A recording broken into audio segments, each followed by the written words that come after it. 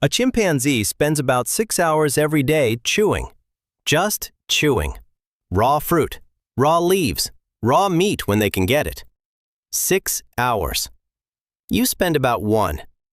That difference, 5 hours of freed time every single day, may be the reason you exist the way you do.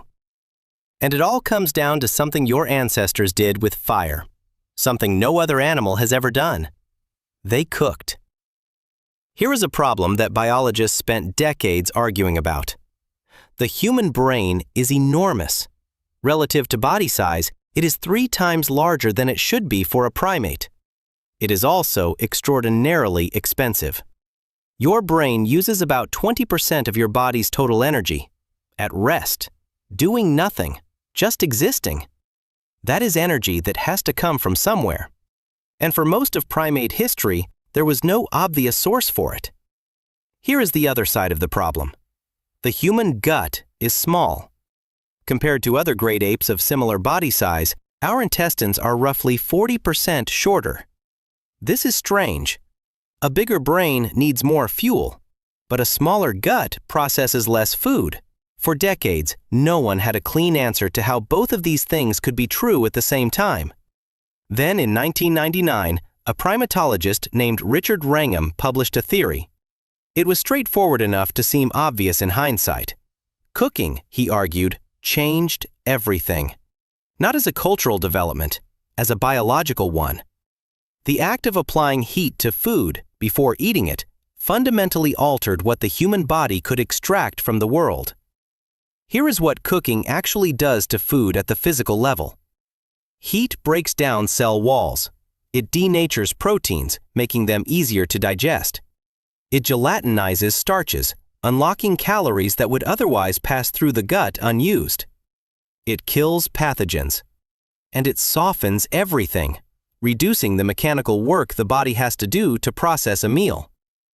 The result is dramatic. Cooked food delivers significantly more usable energy than the same food eaten raw. Studies on mice show roughly 30% more calories extracted from cooked versus raw sweet potato. Cooked egg protein is 91% digestible. Raw egg protein, 51%. The food hasn't changed. The extraction rate has.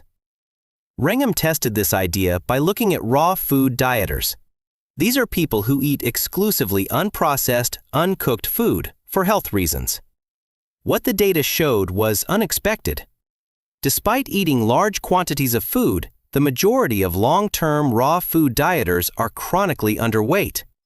Many women on raw food diets stop menstruating entirely. Their bodies simply cannot extract enough calories from uncooked food to maintain normal function. This is not a minor effect. This is the difference between surviving and not surviving. Now apply this to a population of early humans 2 million years ago. Before cooking, a diet of raw tubers, raw meat, raw plant material. The gut has to be large to process the volume needed to extract enough calories. The brain is metabolically constrained. It can only be as large as the food supply can support. After cooking, the same amount of food delivers far more energy. The gut no longer needs to be enormous, and the freed energy, the surplus, has to go somewhere. Wrangham's argument is that it went to the brain. This is called the expensive tissue hypothesis. The gut and the brain are both metabolically costly organs. If one shrinks, the other can grow, without requiring more food overall. The cooking fire, under this view, was not just a tool for warmth or protection. It was a biological upgrade. The fossil record fits this precisely. Homo habilis, an early human species, had a large gut and a small brain. Then, roughly 1.8 million years ago, Homo erectus appears. Smaller gut, larger brain, smaller teeth. Smaller teeth matter. Teeth are sized for the food they process. You don't need large, crushing molars for soft, cooked food. You need them for raw, fibrous plant material, the kind that takes 6 hours to chew through. Homo erectus's teeth tell us something changed about the diet. and the timing aligns with the earliest evidence of controlled fire use. Not perfectly, the archaeological record is incomplete, but the trajectory is clear. As fire use spreads through the fossil record, gut size goes down and brain size goes up, across hundreds of thousands of years, not as coincidence. But cooking didn't only change the body, it changed the day. Remember those 6 hours of chewing? Chimps don't have conversations while chewing. They don't make tools. They don't plan. They chew.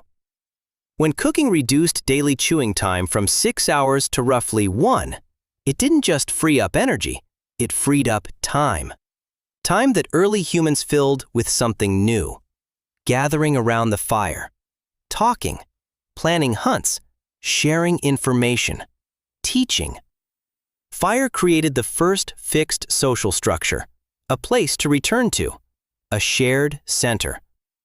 Anthropologists argue this is where language accelerated, where complex social bonds formed, where the group became more than individuals moving through the same territory. It also changed who did what. Cooking requires preparation time. Someone had to manage the fire, prepare the food, stay near the camp. This division of labor, hunter and gatherer and cook, may be older than any tool we've named. Some researchers connect this to the emergence of the grandmother, post-reproductive women who cooked for grandchildren, enabling mothers to have more children without starving the ones already born. Cooking may be why humans live as long as we do after reproductive age. No other primate does this. Think about what this means.